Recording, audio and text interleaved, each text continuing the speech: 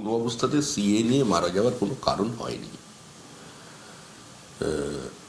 এই মুহূর্তে সন্তান হারা যারা হয়েছেন, পরিবারের একজন চলে গেছে, আমি কোনো রাজনৈতিক মন্তব্য করব না। তৃণমূলও যে বিভ্রান্তি তৈরি করে মানুষের মনের মধ্যে উদ্বেগ তৈরি করছে, তাতেও কারোর কোনো মারা যাওয়ার কারণ নেই। আর যদি কারোর বিরুদ্ধে প্রকৃত ব্যবস্থা নিতে হয়, তাহলে তৃণমূলের বিরুদ্ধে ব্যবস্থা নিতে হবে। আপনার মনে হচ্ছে না যে সিএ মানুষকে বাঁচানোর আইন, মেরে দেওয়ার আইন নয়।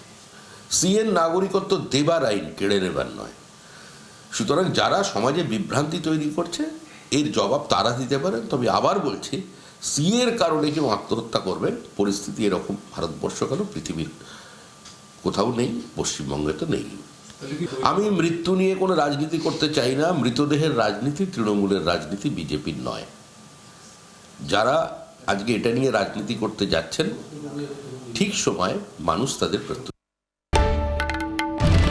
বাংলার আওয়াজ, বাঙালির আবেগ, জি 24 ঘন্টা।